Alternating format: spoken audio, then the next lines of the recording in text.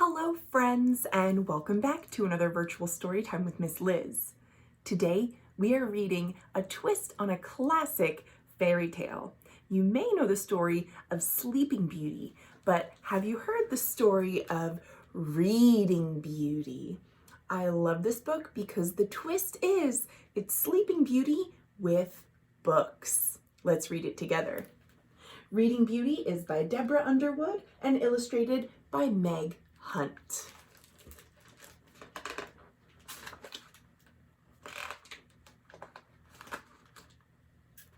Once upon a planetoid surrounded by book lovers, a princess, Lex, read morning, noon, and night beneath her covers. Can you see how cool this book is already? It's set in a planet far, far away. There are robots, and our princess loves to read.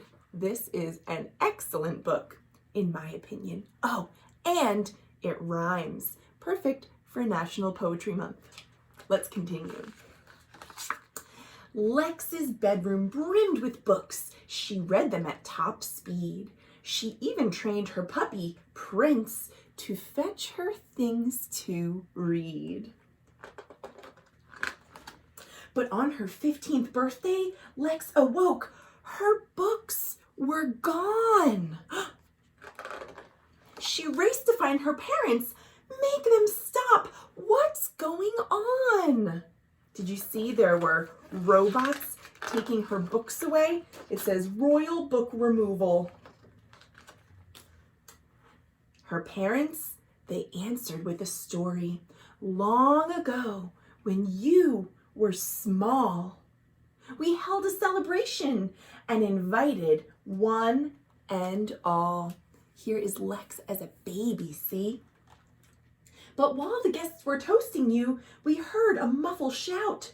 A fairy burst in, furious that she had been left out. You might see a couple similarities already with the Sleeping Beauty tale that many of us have heard before. How could you not invite me? I must say I'm rather miffed. Oh, but wait, we did. Be quiet. Let me give your Lex a gift. Like all you wretched readers, Lex will live for reading, but when she's 15, she'll flip a page and get a paper cut. The paper cut will bring a curse. A death-like sleep will take her. She'll stay that way forever. Only true love's kiss will wake her. That's why we hid the books away, her mother said, dejected. For any book could cut you, and you need to be protected. Without its books, their world grew bleak, consumed by dark and gloom. Lex watched the shadows spreading from the windows in her room. It's all my fault, she said to Prince. I can't let things get worse. I'll fly to find the fairy, then I'll make her break the curse. Prince's nose picked up a scent. Good dog, those books, I need them. We'll bring a bot to pack them up and hold them while I read them. Lex started off with how to fly, then how to find a fairy. And stories gave her courage when the trip got rough and scary. Meanwhile, in her fairy lair, the fairy shrieked, it's Lex! She won't get me, I'll stop her with the thorny hedges hex. So it looks like Lex has almost reached the fairy, but like in the Sleeping Beauty tale, the fairy is going to erect an enchanted wall of thorns to keep everybody out. A wall of thorns around her home? Nice try, but she can't hide. A garden book helped Lex cook up an homemade herbicide. And guess what? She got through the thorns, and she's very close to the fairy now.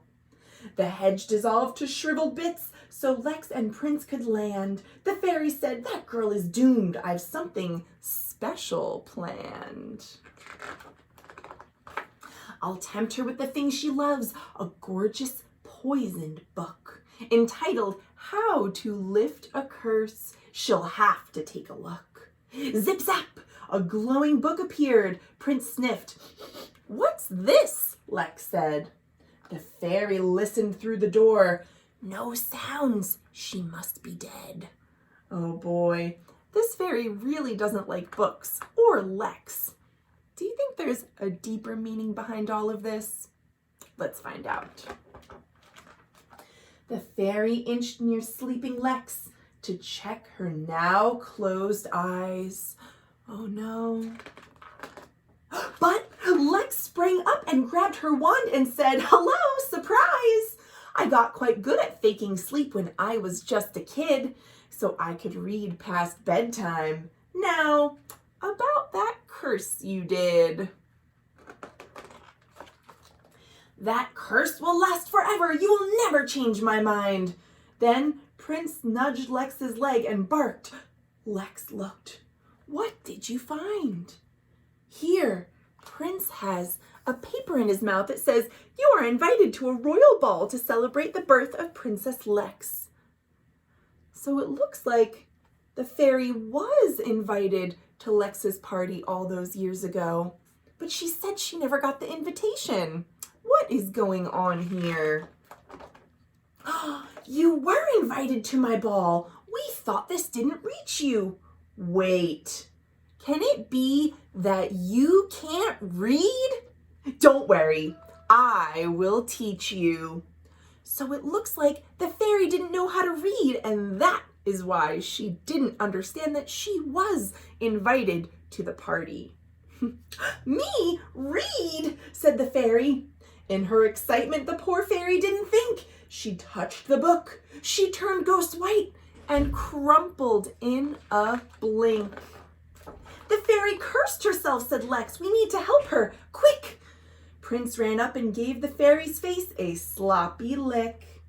The fairy slowly came to life.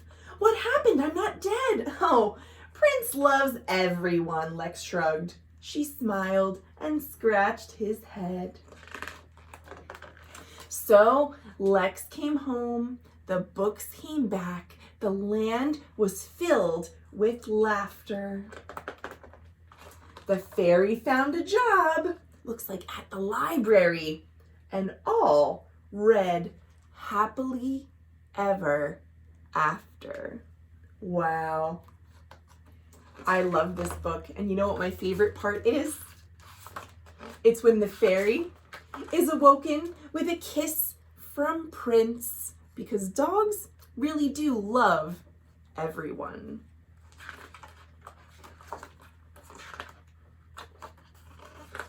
And that, my friends, is the end of Reading Beauty. Again, that's by Deborah Underwood and illustrated by Meg Hunt. I hope you all enjoyed reading this with me today, and I will see you soon for more great books. Thanks for watching.